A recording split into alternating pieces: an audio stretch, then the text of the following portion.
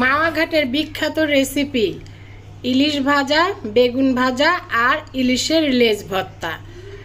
মাওয়াঘাটে গিয়েছিলাম আমরা ফ্যামিলি সহ ঘোরার জন্য।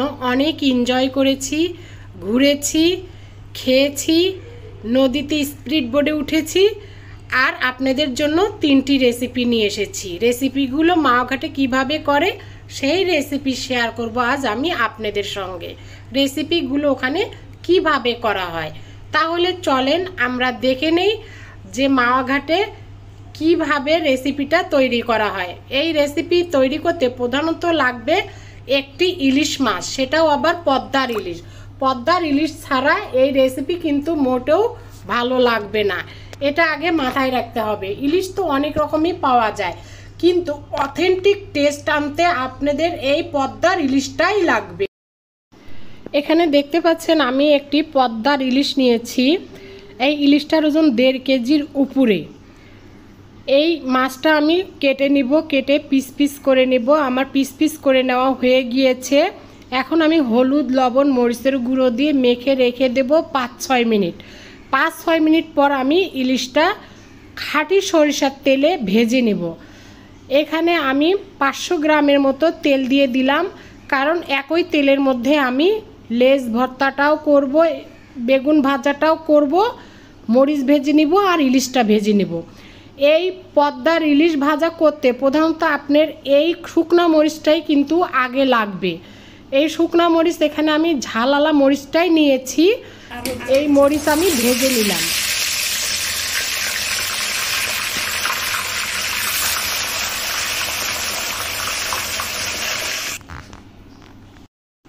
মাওয়াঘাটে দেখবেন ইলিশ ভাজার আগে এতগুলো মরিচ আগে ভেজে রেখে দেয়।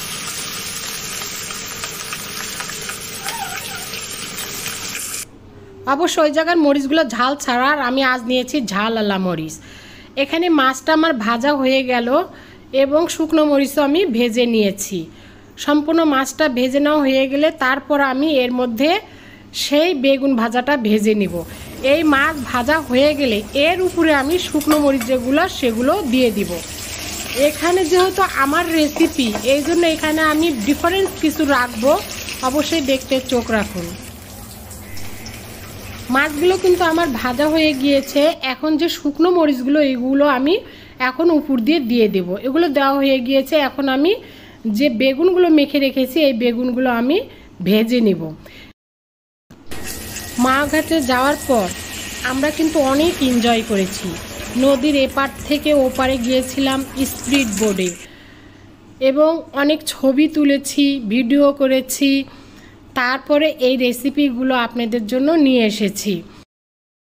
পদ্মার ইলিশ খেতে চাইলে অবশ্যই মাওয়াঘাটেই যেতে হবে। আমরা যাওয়ার পর একটা ইলিশ অর্ডার করে তারপরে তাদেরকে দিয়েছি। তারা কেটে বেছে ধুয়ে আমাদেরকে ইলিশটা ভেজে দিয়েছে এবং লেজ ভর্তাটা করে দিয়েছে। ওখানে নানা রকম আইটেম ভর্তা পাওয়া যায়, ছোট ছোট গুলটি আকারে।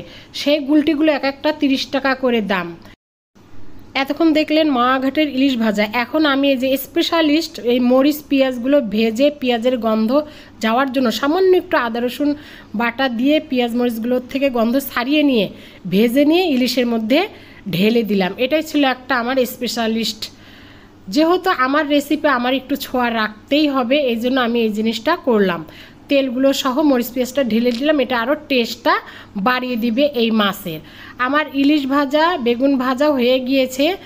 আগে যাবেন না, কারণ ইলিশের লেজ ভর্তাটা এখনও বাকি আছে। লেজ ভর্তাটা আমি আপনাদেরকে শেষে দেখিয়ে দেব।